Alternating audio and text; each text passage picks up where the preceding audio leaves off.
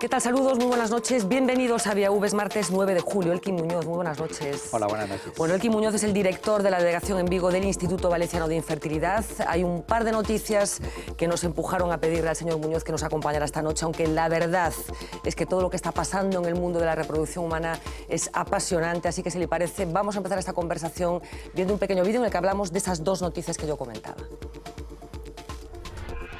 Decidir si nuestro futuro bebé es niño o niña. Es una de las cosas que ya nos permiten los procesos de reproducción asistida. Al menos es algo científicamente posible, aunque en España no está autorizado legalmente. Una clínica privada catalana ha promovido ya una iniciativa legislativa popular para eliminar la prohibición de elegir el sexo del bebé, que ya es posible en países como Estados Unidos, República Checa o Bélgica. El debate ético e incluso demográfico ante la propuesta está servido. Menos polémica es la técnica desarrollada por la Universidad de Oxford para asegurar el éxito de la fecundación asistida. La secuencia genómica completa del embrión a partir de una célula permite establecer cuáles tienen más probabilidades de ir adelante una vez implantados en el útero materno. Se reduce así el número de casos fallidos, mejorando los resultados de los tratamientos de reproducción asistida. En el desarrollo y ensayo de esta nueva técnica de detección de embriones exitosos colabora el IBI, uno de los institutos pioneros de España en cuestiones de infertilidad. De hecho, fue el primero en utilizar la técnica de los óvulos vitrificados en Galicia. En los próximos meses espera ser el primero en poner en marcha el proceso de secuenciación masiva, una técnica que además abaratará el coste del proceso. Y es que someterse a un tratamiento de este tipo puede ser prohibitivo. Los precios de las técnicas más básicas, inseminación artificial y fecundación in vitro, van de los 600 a los 3.000 euros por ciclo. Pero a pesar del fuerte desembolso económico que supone, la reproducción asistida se ha convertido en un recurso de lo más utilizado. Se calcula que el 15% de la población española en edad de tener hijos sufre algún problema de infertilidad y que alrededor de 1 millón de parejas demandan algún tipo de tratamiento reproductivo. Bueno, decían muchos aspectos apasionantes. Por empezar por el principio, esa propuesta que conocíamos hace unas semanas de que se permita elegir el sexo del feto y consiguientemente del niño que posteriormente van a nacer. ¿Están ustedes a favor de que esto se pueda hacer?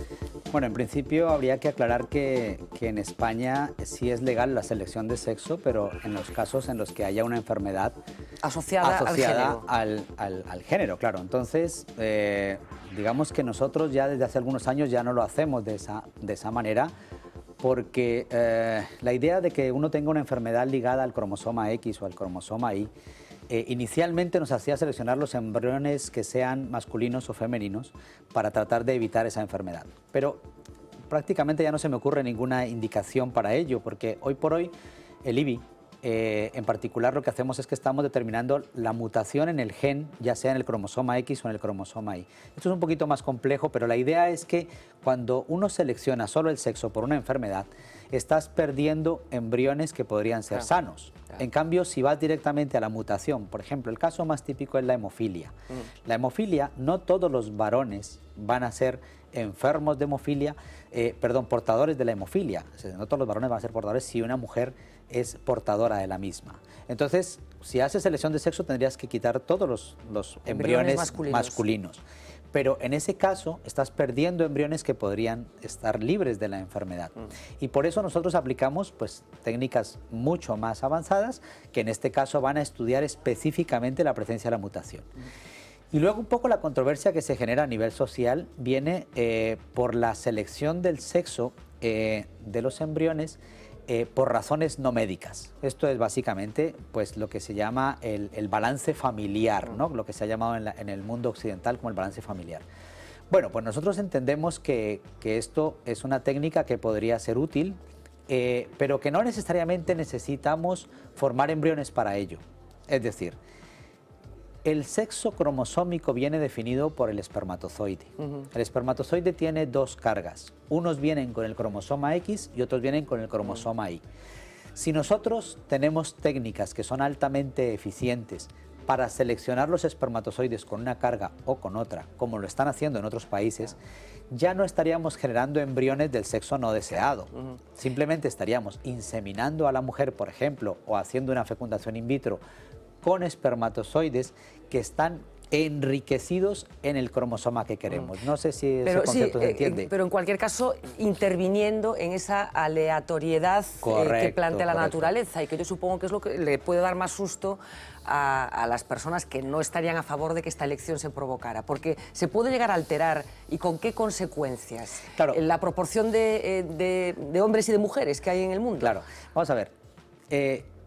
La idea es que en el mundo occidental el deseo de tener uno u otro género es prácticamente igual. En el occidental. En el occidental, exactamente. Claro. Estamos hablando del mundo occidental. Porque claro, si esta técnica se aplica en otros países en donde socialmente, incluso económicamente, es más rentable tener determinado género en sus hijos. Por ejemplo, los abortos selectivos en China, por ejemplo. ¿no? Entonces, en esos casos, pues seguramente sí que habría un desbalance poblacional muy importante con unas consecuencias trágicas.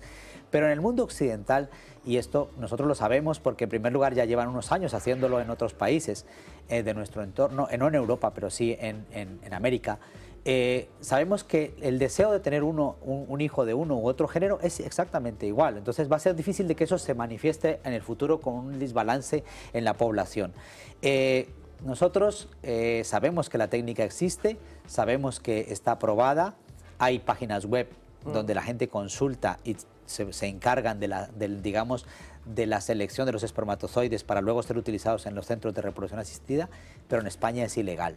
En España es ilegal, ¿no? Esa iniciativa que de momento se plantea teóricamente, pero como decimos que es ilegal. Otra noticia de la que hablábamos también estos días, en concreto sale hoy en los periódicos, anunciaba ayer desde Oxford, que es la expresión secuenciación masiva, de la que hablábamos también en el vídeo. ¿Qué es la secuenciación masiva que en unos meses estará en condiciones de ofrecer también el IBI? Sí, la secuenciación masiva es una técnica en la que nosotros somos capaces de analizar prácticamente todos los genes del genoma humano. Es decir, nosotros hasta ahora hemos ido analizando, digamos, de forma muy grosera el embrión. Analizamos primero unos cromosomas con una técnica que se llama FISH, como la palabra pez en inglés, son unas siglas del inglés, y desde hace pues año y medio, quizá casi 2 años, estamos trabajando con el análisis de todos los cromosomas. Esto es la técnica de los microarrays, de la hibridación genómica comparativa, que analizamos los 23 cromosomas.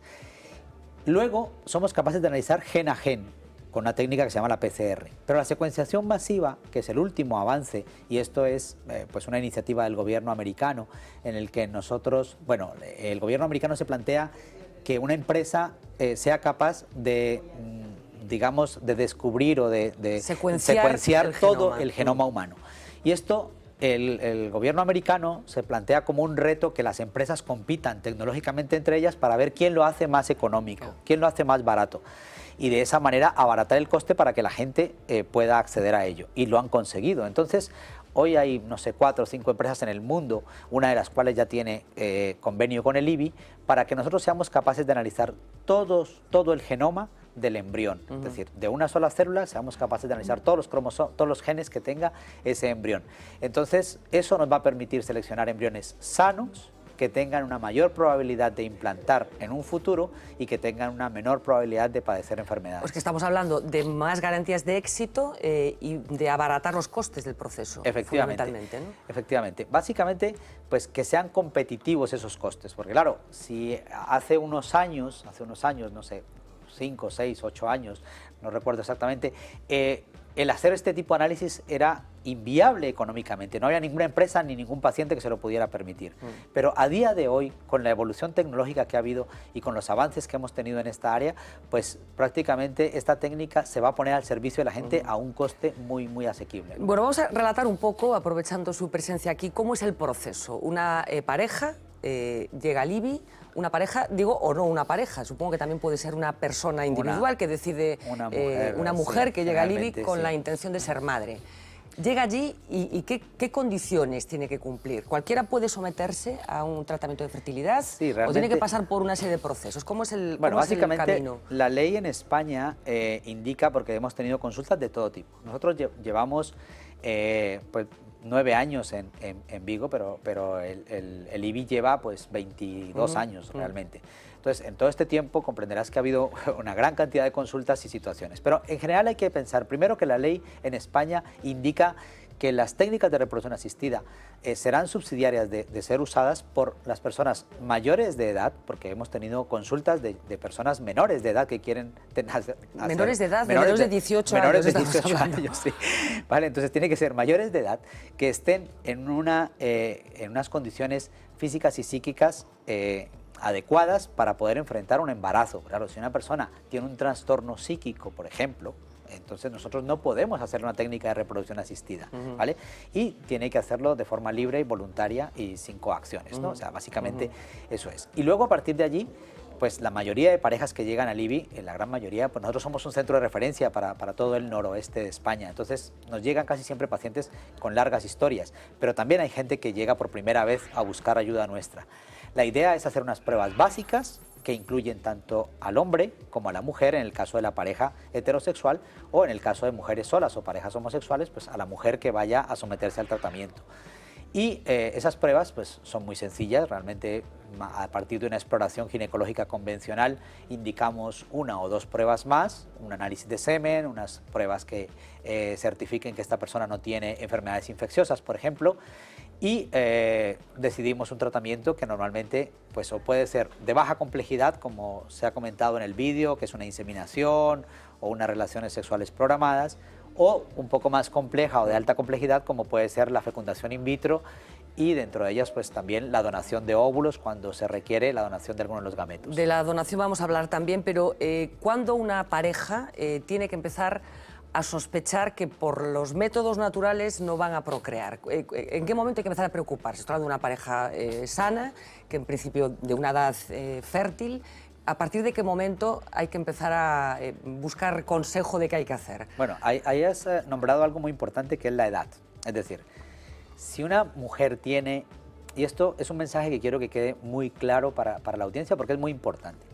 Si una mujer tiene 38 años o 40 años, digamos, ha pasado una época muy importante de su vida en la cual era muy fértil, pero ha venido declinando, ha venido perdiendo fertilidad. Entonces, no es lo mismo decirle a una mujer de 30 años que está buscando un embarazo que puede esperar 2 años, por ejemplo, o 1 año y medio, que se relaje, que se vaya a Punta Cana o que se vaya a Cartagena de Indias y tal, y luego se embarace, que cuando una mujer consulta con 40 años y lleva 6 meses intentando el embarazo. A lo mejor con 6 meses ya es necesario hacer unos estudios básicos, porque la edad es el factor determinante más importante de la fertilidad. La edad de la mujer es el factor determinante más importante de la fertilidad en la especie humana. Entonces, no es lo mismo una mujer. Muchas veces nos consultan mujeres de 43 años y dicen, bueno, pues es que yo llevo 6 meses intentándolo y no sé si estoy en el momento de empezar a estudiarme. No, es que el momento es ya, porque el tiempo se nos va. Entonces, ese es el primer concepto. ¿A partir de qué edad empieza a decaer la fertilidad? ¿Cuál es el pico de fertilidad mayor a partir del cual...? Bueno, lo que pasa es que hemos tenido un cambio social muy importante, porque la fertilidad es máxima en la mujer a los 24 años y en el hombre a los 25. Pero claro, hoy por hoy... ¿Quién se plantea tener hijos a los 24? Claro. Pero biológicamente no va a cambiar, porque... se requeriría mucho más tiempo, ¿no? Claro, pero 2 generaciones atrás, nuestros abuelos o nuestros bisabuelos se reproducían a esa edad, era lo común. En cambio, hoy por hoy, un chico de 24 años, y como está la economía y la cuestión laboral, ni loco. Imposible. Entonces, claro, ese es el problema. Pero sabemos que la mujer empieza a declinar su fertilidad a partir de los 37 años, 38 años, de forma importante, muy importante a partir de los 40 y de forma drástica y severa a partir de los 42 años. Entonces, una mujer que desee embarazarse y que lleve 3 meses o 6 meses intentándolo y que tenga 40 años, debe acudir a un centro de reproducción. Debe acudir. Hablaba antes de relajarse. Decía cuando, en el caso de una mujer de 30 años, que se relaje, que se vaya a Punta Cana y que se relaje. ¿Qué papel tiene bueno, la actitud a la que tú te enfrentas, que tú tienes con respecto a la maternidad? Porque yo no sé hasta qué punto esto está cuantificado. Sabemos ejemplos mil de amigas que pasaron por, incluso algunas llamativas, mujeres que se sometieron a tratamientos de fertilidad y que posteriormente consiguieron quedarse embarazadas sin ninguna intervención técnica, digamos. Claro. ¿Está cuantificado? ¿Se sabe exactamente cuál es el proceso, no sé si hormonal, psicológico, que facilita un embarazo? Claro, vamos a ver. La primera cuestión es, ¿qué porcentaje de mujeres que se someten a una fecundación in vitro posteriormente se van a poder embarazar solas? ¿Vale? Y eso está cuantificado. Más o menos es 1 de cada 7 de cada 8 parejas después de una fecundación in vitro se van a embarazar solas. Pero eso es importante porque ya ha mediado un embarazo, es decir, se embaraza con la fecundación in vitro y a posteriori se embaraza de forma espontánea. Eso es un caso. Entonces, claro, porque mucha gente dice, ay, mira, estaba en tratamiento, no me embarazaba, tal, y tuve el primer niño y luego el segundo vino rapidísimo. Entonces, ahí hay un sesgo en la información. Pero, ¿qué porcentaje de mujeres que van a hacerse un tratamiento se embarazan espontáneamente? Nosotros tenemos, en el año, a nosotros nos consultan aproximadamente 1000 parejas al año. 1000 parejas en Vigo, estamos hablando. Sí, en Vigo, que somos un centro de referencia para todo Galicia y para el norte de Portugal, incluso también para Asturias y León. Vale, pues de esas 1000 parejas, probablemente, pues 3 o 4 de cada 1000 se van a embarazar espontáneamente cuando van a nuestra consulta sin hacer nada. Entonces es un porcentaje bajo, claro. Entonces, eso es una parte. Y luego la otra parte, que es la que estábamos comentando, es cuál es el impacto que tiene el factor emocional y el estrés sobre los resultados en reproducción asistida. Vamos a ver. Lo primero es que eso no es cuantificable. O sea, por mucho que nosotros intentemos hacer estudios para cuantificar, eso no es medible, porque el estrés es una cosa difícil de medir, aunque los psicólogos o los psiquiatras utilicen escalas para esto. Desde el punto de vista nuestro es muy difícil de saber qué tan estresado estás. Lo que a lo mejor para ti es muy estresante, para mí no lo es. A lo mejor trabajar 8 horas diarias es muy estresante para una mujer y a lo mejor trabajar 10 para otra no lo es, o trabajar 4, etcétera, etcétera. Eso es muy difícil de cuantificar. Pero también es cierto que esto es un proceso especialmente biológico, es decir, porque si no nadie se embarazaría en la guerra, nadie se embarazaría en las épocas de las epidemias, y sin embargo la historia demuestra que la fertilidad sigue allí y que la especie no se acaba en esas circunstancias. Entonces es difícil de cuantificar. De hecho, nosotros acabamos de publicar un trabajo en donde demostramos que el reposo después de hacer las transferencias de los embriones no sirve para nada. O sea, hay que hacer vida normal. Claro, hay que hacer vida normal. Entonces, nuestro consejo, y el mío en particular, que a veces tengo que tratar de ser lo más claro posible a la hora de transmitirle esta idea a las mujeres, es: los tratamientos de fertilidad deben ser un camino para conseguir un objetivo, pero no deben traducirse en un problema a mayores en tu vida, porque entonces no están enfermas. Claro, no están enfermas. Yo sé que es difícil y obviamente es más fácil decirlo que vivirlo. O sea, yo entiendo que para la gente es complejo. Y obviamente también es muy importante el grado de implicación que quiere tener la pareja. La mujer quiere sentirse implicada al máximo y demostrar que efectivamente le importa su tratamiento y que va a hacer todo lo que sea posible por conseguir su embarazo. Pero a veces es como cuando uno no está cansado y que le digan, acuéstate y descansa. Claro, tú dices, pero ¿qué hago en esta? Te provoca más estrés incluso. Te provoca más estrés. Entonces, yo siempre les digo, lo que menos estrés produce es la rutina. Que tú te levantes, te duches, te vayas a trabajar. La normalidad. Eso te da tranquilidad. Tenemos la sensación, probablemente porque se ha retrasado la maternidad, de que hay muchos más problemas de fertilidad que antes. ¿Tendrá que ver con esto, de que se ha retrasado la edad de la maternidad? ¿O qué tiene que ver, por ejemplo, algo que también está muy presente muchas veces en los medios de comunicación, que es la presencia de sustancias químicas? Por ejemplo, en el caso de los hombres, en la calidad del esperma. ¿Esto es así?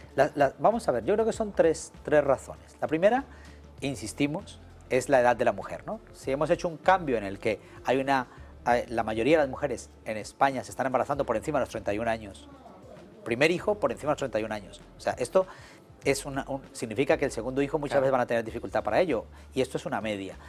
Luego habrá mucha gente que lo está intentando más tardíamente. Eso es fundamental.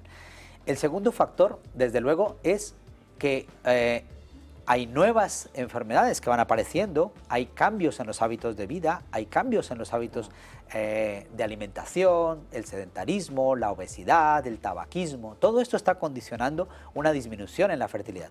Y luego, indiscutiblemente, hay un factor ambiental que está directamente relacionado con la capacidad fértil de los varones.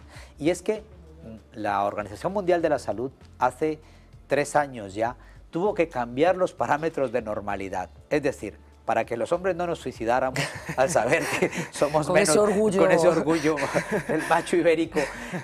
Entonces lo que hicieron fue, pero bueno, esto no solo es en España, esto es a nivel mundial, de tal manera que lo que antes era normal, tuvieron que bajarlo para que todos nos consideráramos normales. Es decir, hemos pasado de un recuento de 50 millones a un recuento de 20 millones, a un recuento de 15 millones. Número de espermatozoides y de movilidad de los espermatozoides. Y la movilidad de ellos. Es decir, esto ha ido bajando con el tiempo. Y eso es porque hay una serie de tóxicos en la alimentación. Es decir, ¿cómo hacen que un pollo crezca en 3 semanas se ponga del tamaño de, no sé, del superpollo, ¿no? Entonces uno dice, estos animales son alimentados casi siempre con hormonas. Esas hormonas se las comen los hombres, se las pasan a sus hijos muchas veces, o las mujeres durante el embarazo comen mucha carne, por ejemplo, y esa carne de vacuno, de ganado vacuno, está alimentado con una serie de hormonas que hacen que los hombres que nazcan de una mujer que come más carne sea menos hombre, sea menos fértil en el futuro.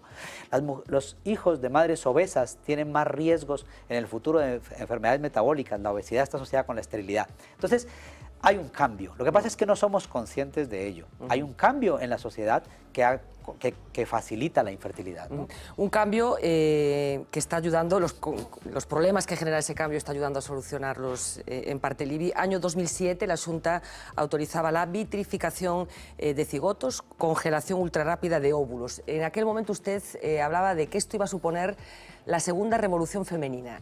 ¿Cuál sería la primera? Supongo que la aparición de los métodos anticonceptivos y la capacidad que la mujer tuvo a partir de ese instante de decidir cuándo quería ser madre.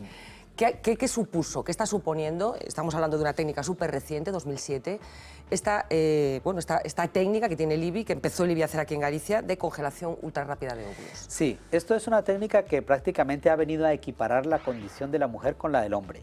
Nosotros congelamos semen desde hace más de 50 años.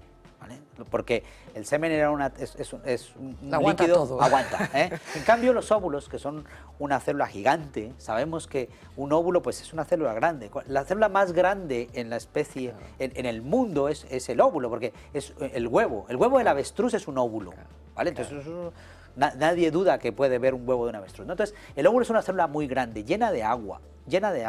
Entonces, ¿cuál es el problema? Que congelarlo suponía matarlo, porque se formaban unos cristales que rompían esto. Entonces, desde que se diseñó la técnica de la vitrificación, que es una congelación ultra rápida, que se mete a menos 196 grados centígrados en nitrógeno líquido, se mete rápidamente y en escasos segundos, a una velocidad impresionante, el óvulo se queda congelado, se queda solidificado. Entonces, ¿esto qué ha supuesto? Pues un avance enorme, porque nosotros ahora, en primer lugar, pues podemos gestionar mejor nuestras pacientes cuando producen pocos óvulos, cuando producen muchos óvulos, cuando producen óvulos buenos, cuando producen óvulos por poquitos, por decirlo de alguna manera. Sí. Entonces, nos permite ir formando grupitos de óvulos y en el caso de las pacientes con cáncer, por ejemplo, que tienen un alto riesgo, una alta probabilidad de perder la fertilidad en el futuro, producto de su tratamiento contra el cáncer, ya sea la quimio o la radioterapia, nosotros tenemos un programa gratuito para las mujeres que desafortunadamente se enfrentan a un cáncer y quieren preservar su fertilidad. Ese programa nos ha llevado pues, en los últimos 4 años a tener aproximadamente pues, unas 50 pacientes a las que le hemos hecho una congelación de óvulos. Me decía que esto lo hacen incluso en colaboración con una red de hospitales públicos que los ponen en contacto con estas mujeres, ¿no? Nosotros hemos tenido una gran acogida en el sistema público en este sentido porque desde los centros oncológicos, de los centros donde tratan las pacientes, de los departamentos de oncología de los diferentes hospitales, se me viene a la cabeza rápidamente el Hospital de Pontevedra, por ejemplo, la doctora Isabel Lorenzo, que ha colaborado extensamente con este programa, nos remiten pacientes a nosotros porque saben en primer lugar que es gratuito, en segundo lugar saben y confían en nuestras habilidades para poder ayudar y gestionar a estas pacientes. Yo hoy he visto una paciente, una niña de 16 años con un linfoma que le estamos congelando los óvulos en el IBI de Vigo. Entonces, estas pacientes se benefician de esta técnica. Antes no podíamos hacerlo porque existía la congelación lenta y era un desastre. Eso no funcionaba, era perder los óvulos. Pero hoy, gracias a esto, podemos decirle a la gente que cuando tenga un problema, tanto mujeres para la congelación de óvulos como varones para la congelación de semen, porque también tenemos muchos varones y también es gratuito para ellos que congelan su semen porque van a recibir una irradiación o porque tienen un tumor testicular, etc. Entonces, sin duda la vitrificación ha modificado radicalmente nuestra práctica. Habla de las pacientes oncológicas, lo entendemos todos, pero también es una técnica que permite programar la maternidad cuando la mujer quiera, teniendo en cuenta que si a partir de los 30 las cosas se empiezan a poner más complicadas. Supongo que esto, yo no sé hasta qué punto esto se puede generalizar también, suponiendo que las mujeres van a seguir retrasando su maternidad o por lo menos no la van a adelantar. Claro, yo creo que la gente tiene que planteárselo hoy por hoy, sobre todo porque la mujer, desafortunadamente, el reloj biológico no se detiene. Tic-tac, va a ir avanzando y va a ir pasando una factura muy alta a veces. Entonces, ¿cuáles son las circunstancias de esa mujer en este momento? Tiene que viajar al exterior, hacer una formación, tiene que esperar a que la hagan indefinida en su trabajo, tiene un familiar enfermo que tiene que cuidar, porque claro, siempre tendemos a frivolizar, pero cuando tú escuchas las historias reales de las pacientes que dicen, bueno, pues es que le han diagnosticado una enfermedad terminal a mi madre y no hay nadie más quien la cuide, tengo que cuidarla, yo no puedo embarazarme en este momento, tengo que esperar, y esto se puede prolongar 1 año, 2 o 3.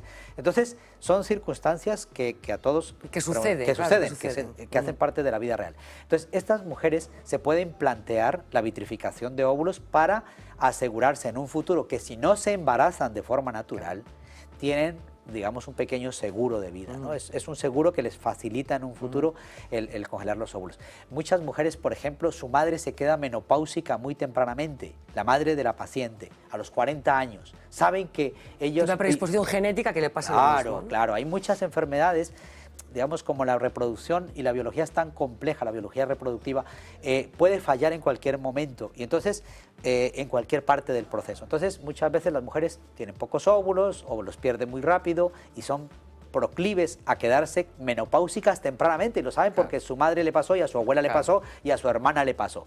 Pues esa paciente a lo mejor pues con 28 o 30 años debería plantearse congelar sus óvulos. ¿Pero está incorporado esto a la mente de las mujeres? ¿Saben la mayoría de las mujeres que existe esta opción en estos momentos? Bueno, para eso tenemos VTelevisión para decirlo. Para comunicarlo, ¿no? Pero yo creo que es una técnica que todavía hay muchas mujeres que no cuentan con ella, ¿no? Indiscutiblemente, esto es un camino que tenemos que hacer. Nosotros tenemos que ser pioneros en la comunicación de todas estas cosas para que por lo menos la gente sepa que existen, para que se lo plantee y que tengan la libertad, como existe en nuestros países democráticos, de decidir si lo toman o no lo toman. Más cosas. Una iniciativa que está siendo liderada desde Lugo. Si le parece, vamos a ver un vídeo en el que vamos a escuchar el testimonio de la mujer que puso en marcha lo que pretende ser una iniciativa legislativa popular para que se legalice también en España una técnica que existe en otros países, que es lo que se llama gestación subrogada, de una forma peor, vientre de alquiler, que tiene unas connotaciones semánticas un poco más fastidiadas. Vamos a verlo. Ana y Aurora son dos de las integrantes de la plataforma lucense que trabaja con un objetivo claro. Redactando la proposición de ley que pretendemos presentar ante la Mesa de Congreso de los Diputados para regular la gestación subrogada en España. Tenemos ya una primera base, una primera redacción sobre la cual pues vamos a ir introduciendo algunos matices. El punto de partida fue la triste historia que le tocó vivir a Marta, una joven lucense de 31 años que en octubre pasado perdió a su hija en el parto y que no podrá ser madre de nuevo porque le quitaron el útero tras una fuerte hemorragia. Estaba a puntito de dar a luz y me quedé sin niña y bueno, estuve muy grave, muy grave. Entonces para mí sería pues mi oportunidad, porque ya hemos mirado para adoptar, pero bueno, las listas de espera son increíbles. La adopción nacional supone un mínimo de 9 años de proceso. Que la gente pueda conocer en qué consiste realmente la gestación subrogada, porque claro, cuando hablas de vientre de alquiler estás hablando un poco de mercantilismo, es una figura que, que suena un poco fuerte y que la ves un poco como de película, ¿no? La realidad es que no es así realmente. Incluso se han dado casos de madres que han sido portadoras del hijo de su propia hija. El referente que tienen, el estado de California. Mínimo 100.000 euros sería, y bueno, no sería muy viable ahora mismo. Además, me parece un poco discriminatorio que solo lo puedan hacer las personas que tengan esa posibilidad económica y el resto no, cuando todos tenemos derecho a ser mamás. Una vez presentada la iniciativa en la mesa del Congreso, tendrán 15 días para que la admitan a trámite y 9 meses para recoger un mínimo de 500.000 firmas. Iniciativa, como decía, que parte desde luego la gestación subrogada. ¿Qué le parece? Nosotros desde el IBI siempre nos hemos pronunciado a favor de esta iniciativa. Nosotros entendemos que, en primer lugar, casos como este, que le doy la enhorabuena, que haya sido capaz de salir a la palestra pública a declararlo, pero hay muchos casos de parejas, ¿no? Es decir, la mayoría de ellos son dramáticas porque son casos en los cuales pues la mujer o pierde el útero, como en este caso, y aprovecho que vamos a hablar del trasplante de útero en un congreso que tenemos el 24 de junio en Vigo. Vamos a hablar del trasplante de útero y de las posibilidades que pueden venir a mediano plazo con esto. Pero decía que muchas parejas tienen una historia muy larga de fallos reproductivos de mucho tiempo, o porque tienen miomas, que son tumores benignos del útero, o porque han tenido un cáncer, por ejemplo, y han perdido el útero, o porque al final pues tenemos unos embriones congelados de esa pareja o de esa mujer y posteriormente pues pierde su útero, como puede ser este caso. Entonces, son muchas las circunstancias que pueden confluir en la necesidad de una técnica que es sencilla. Ahora, somos, por supuesto, escrupulosos en la solicitud de que se regule correctamente. Es decir, que haya una baja probabilidad de manipulación para que se convierta esto en un negocio súper rentable, de gente que se dedique a esto de forma incluso pues un poco, no sé, poco clara, por decirlo de alguna forma, ¿no? Pero es cierto que siendo una técnica tan sencilla y que ha demostrado en mucho tiempo que funciona, que es útil y que beneficia a tanta gente, es que yo no veo por qué no pueda hacerse. Yo no veo por qué no pueda. Hay prejuicios en muchas de estas cosas, supongo, culturales o... Claro, pero es que yo, por ejemplo, yo me planteo lo siguiente, vamos a ver. No se trata de que una persona sea profesional portadora de úteros de alquiler. No se puede permitir que una persona viva de estar embarazándose continuamente para que... Es una especie de fábrica. De fábrica, ¿no? Por decirlo de alguna manera, ¿no? Pero si, por ejemplo, como en el caso que se ha planteado aquí, se da como primer punto de partida que deba ser un familiar de esa persona, que pueda hacerlo una sola vez, que, bueno, no sé, que la compensación esté específicamente estipulada por la ley, que no se pueda salir de allí, que el vínculo legal entre la madre y el niño que van a nacer esté claramente definida, que la ley se pronuncie en todos estos aspectos, que se regule correctamente. Es que nosotros no entendemos por qué tiene que la gente salir de España para esto. La persona de este vídeo hablaba de una cuestión que también está muy presente cuando hablamos de técnicas de reproducción asistida, que es el dinero que cuestan. Yo no sé si se puede correr el riesgo de que haya una reproducción para ricos y una reproducción para pobres. Gente que pueda asumir el coste de los tratamientos y gente que no pueda. Bueno, eso es un dilema difícil de asumir porque, bueno, en primer lugar, yo entiendo que el Estado español debe ofrecer las técnicas de reproducción asistida de forma gratuita a través de la Seguridad Social. Yo lo entiendo porque para eso todos aportamos a la Seguridad Social. Y luego debe ser una medida promocionada desde el gobierno porque es una forma de promocionar la natalidad. Un problema grave en España es la falta de natalidad, es la inversión de la pirámide poblacional que estamos teniendo y que en el futuro esto va a pasar unas serias consecuencias para la sociedad española. Entonces, yo creo que eso en primer lugar debería ser un derecho para todo el mundo. En segundo lugar, obviamente yo entiendo que hay técnicas que son difíciles de gestionar porque la gente entiende, o por lo menos podrá entender, que para que se aplique una técnica supone una inversión tanto de formación intelectual de los profesionales como de infraestructura, como de tiempo de dedicación, que tienen unos costes necesariamente. Las estructuras.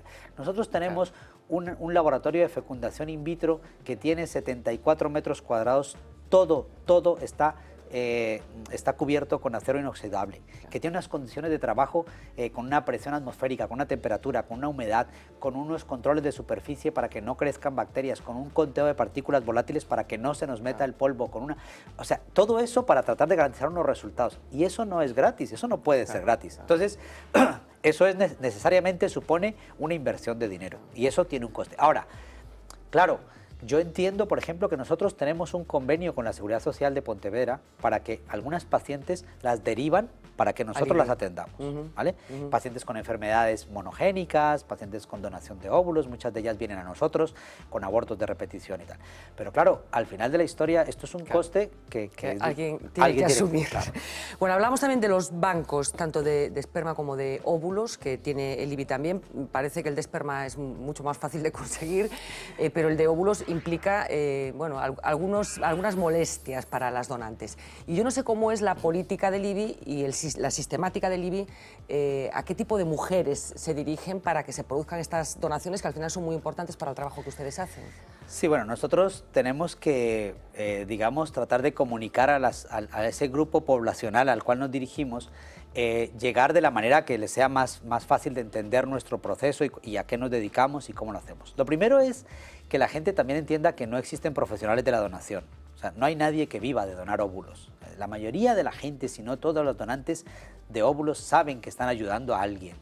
Saben que lo están haciendo y ese es el principal motivo por el que acuden a un centro de reproducción. Luego se les compensa, claro, porque además la ley en España lo permite y está estipulado la compensación. ¿De qué dinero hablamos? Más o menos alrededor de 800.000 euros. En el caso de los óvulos. En el caso de los óvulos, claro. Entonces, ¿cuál es el tema? Que una persona sabe que está ayudando a una pareja. Por eso todas las personas que trabajamos en reproducción y todos los pacientes que han sido favorecidos con una donación de óvulos y que hoy tienen un hijo, tenemos y tienen un sentimiento con las donantes, y es gratitud. Es decir, eso es lo que realmente yo siento cuando atiendo a una donante. Decirle gracias porque gracias a su acción hoy hay una familia en Galicia que tiene un hijo, ¿vale? Y luego a estas chicas les llegamos básicamente pues por las redes sociales, por las páginas web, nos anunciamos en los tablones de anuncios de la universidad, nos anunciamos por la radio, buscamos los horarios en los que ellas reciben más la información y luego tenemos que ser muy serios y muy responsables a la hora de tratarlas, porque deben entender que están en un centro donde no corren riesgos, donde el proceso es muy seguro y donde en todo momento se van a sentir tratadas con respeto, con dignidad y que van a ser médicamente tratadas exactamente igual que si fuera una paciente. ¿Muchas reticencias hay aquí? ¿O hay zonas en las que las mujeres son más reticentes que otras o no? Bueno, yo creo que más o menos el carácter de los gallegos, sorprendentemente, que aunque la gente los plantea siempre como más retraídos y todo, nosotros lo que hemos tenido es todo lo contrario, una gran acogida en Galicia y nosotros desde luego tenemos un grupo de chicas que donan continuamente y nuevas chicas que se van incorporando y la verdad es que siempre hace falta que vayan donantes a los centros de reproducción, pero desde luego nosotros, el 40% de la actividad que nosotros hacemos en el año es donación de óvulos y esto es gracias a que las personas pues están sensibilizadas con este tema, ¿no? Yo no sé si el señor Elqui Muñoz es seguidor de ciencia ficción, tanto de cine como de literatura, pero es que verdad la lista de libros y de películas que hablan de esta historia, algunas para mal y otras para bien, pues es infinita. Gattaca, me estoy acordando ahora mismo. ¿Tiene que responder muchas veces a los estereotipos, a los tópicos en torno a este asunto?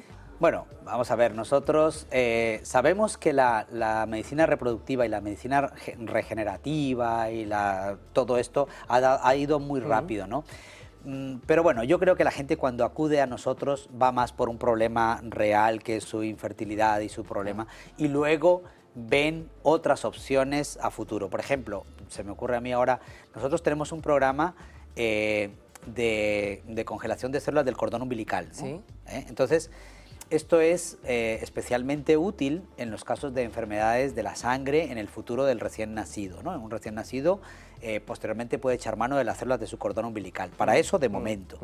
Y entonces, claro, estas cosas que son tangibles, que son reales, sí que motivan a la gente, ¿no? Nosotros ahora, por ejemplo, estamos aplicando otro test que es en la sangre de la mujer embarazada. A las 10 semanas le analizamos 5 cromosomas de su feto.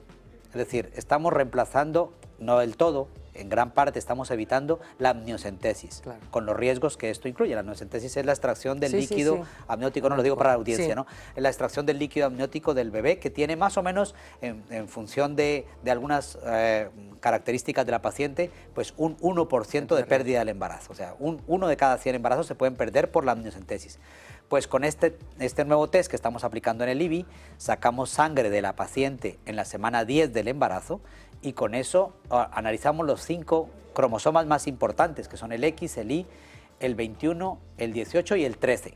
El 21 es el del síndrome de Down, el causante del síndrome de Down. Entonces, una mujer que se plantea no hacerse la amniocentesis, pero quiere saber si su hijo viene sano para esos cromosomas, que son los que más frecuentemente se ven afectados en las mujeres que tienen hijos que van a evolucionar, pues puede perfectamente hacer esto. Entonces, nuestras respuestas van más dirigidas a las cosas reales y tangibles que a la literatura y a la ciencia ficción. En cualquier caso, año 1978 fue cuando nació Louise Brown, la primera niña probeta del mundo. Han pasado relativamente pocos años. Efectivamente, 35, es poco tiempo. 35 años cumplió ahora en julio. ¿Hay la garantía de que todas estas técnicas que se van incorporando con esta rapidez de la que estamos hablando, bueno, tengan ciertas consecuencias en el futuro, cuando estas personas tengan los años suficientes? Claro, vamos a ver. Yo en eso soy muy claro con las pacientes y hay que ser muy claro con la audiencia. Estas técnicas son relativamente nuevas en la especie humana. La especie humana lleva millones de años de existencia. Estamos hablando Entonces, claro, nosotros no podemos extrapolar la experiencia de 8 años, de 10 años, de 15 o de 30 a lo que va a pasar en el futuro. Pero también es cierto que han nacido más de 4 millones de niños producto de los tratamientos de reproducción asistida en el mundo. Si esto realmente tuviera unas consecuencias negativas en el futuro, pues yo no puedo garantizar como médico ni como especialista en esto que no vaya a pasar, porque yo no sé lo que va a pasar dentro de 50 años. Pero está claro que estas técnicas se han venido haciendo con mucha responsabilidad, con mucha seriedad, y hay una evidencia aplastante, y es que más de 4 millones de niños han nacido y no les ha pasado nada. Y se han desarrollado neurológica, psicológica y biológicamente normales, porque hay muchos estudios de seguimiento en el desarrollo de estos niños y son normales. Y la adaptación social es normal. O sea, nosotros tendremos que aprender a convivir a mediano plazo con personas en la tercera o la cuarta década de su vida, que ya serán productivos, que habrán nacido producto de todos esos tratamientos y que serán tan competitivos como lo somos los que hemos nacido por vías naturales. Ha salido, yo creo que en varios casos en esta conversación, la palabra responsabilidad, que es la que tiene que estar presente en algo tan esencial como lo que estamos hablando, pero el miedo que pueda albergar mucha gente de que acabemos en un futuro más o menos lejano, más o menos próximo, de tener niños a la carta. Pues yo quiero un niño que sea listo, que sea rubio, que mida 1,80 y que juegue muy bien al tenis, por poner un ejemplo. Este horizonte, que la técnica probablemente casi tiene resuelto ya, ¿vamos a ser capaces de impedirlo? Vamos a ver, eso no es fácil, no es fácil. Yo creo, en primer lugar, eso sí que es una leyenda urbana hoy por hoy, ¿vale? Porque, vamos a ver, una cosa es que yo sea capaz de diagnosticar un embrión y de decir este embrión está sano y este embrión está enfermo. Este embrión padecerá cáncer y este embrión no padecerá cáncer. Este embrión padecerá una enfermedad y este no lo tendrá. Y entonces el que la va a padecer no lo pongo y el que no la va a padecer se lo pongo a la paciente para que tenga un hijo sano. Sí. Eso es una historia. Y otra historia es que yo sea capaz de modificar un gen, que hasta el momento nadie lo ha hecho, modificar un gen para que ese gen que funciona mal funcione de otra forma. Claro, pero la velocidad a la que van ustedes, no, si hablamos de que desde el 78 ha pasado todo esto... Pero es muy complejo, es muy difícil, mira, porque entre otras cosas, una cosa es modificar el gen y otra cosa es la expresión del gen. O sea, no es esto es más complejo de lo que parece, pero digamos que no es solamente que cambiar la pieza una por otra, sino que luego funcione. Claro. ¿Y cómo se combina esa pieza con las otras también? Ahí está. Es decir, muchas de las manifestaciones nuestras dependen de varios genes simultáneamente. Eso es improbable. Entonces, la gente que se olvide del tema de los hijos a la carta, porque es un término que no se debe usar, como el caso de los bebé medicamento, que eso no debe usarse, ese término, estamos totalmente en contra, porque cuando yo dono mi riñón el día que quiera o el día que no esté en este mundo, dono mi riñón, yo no soy un cadáver medicamento. Está muy bien puesto el ejemplo. Hay una expresión que usted utiliza que es que no hacen manipulación genética, sino diagnóstico genético, que probablemente sea la diferencia de lo que estamos hablando. Eso es muy importante, eso es un matiz muy importante. Nosotros genéticamente no modificamos nada, nosotros diagnosticamos y aquello que está sano es aquello que ofrecemos para que podamos evitar las enfermedades. ¿Qué es lo más gratificante de su trabajo, señor Muñoz? Pues tantas cosas, pero yo creo que el día a día me ha permitido a mí muchas satisfacciones en el trabajo. el haber escogido esta especialidad me ha llenado de muchas alegrías. Y el ver cuando me llevan un niño recién nacido de parejas que hemos padecido, porque padecemos un mismo problema al tiempo y que han estado mucho tiempo con nosotros desafortunadamente, pero que al final vienen felices con un hijo, eso no tiene precio. Bueno, pues con esta expresión nos quedamos. Muchísimas gracias, Elkin Muñoz, por acompañarnos, por ayudar a tantas parejas y a tantas personas a cumplir ese sueño de reproducirse y de tener hijos, y enhorabuena por su trabajo. Muchas gracias. Muy buenas noches. Vamos a hacer una pequeñita pausa de publicidad. A la vuelta vamos a hablar de Luis Bárcena, sospecho, que le está provocando un serio dolor de cabeza al Partido Popular. A la vuelta.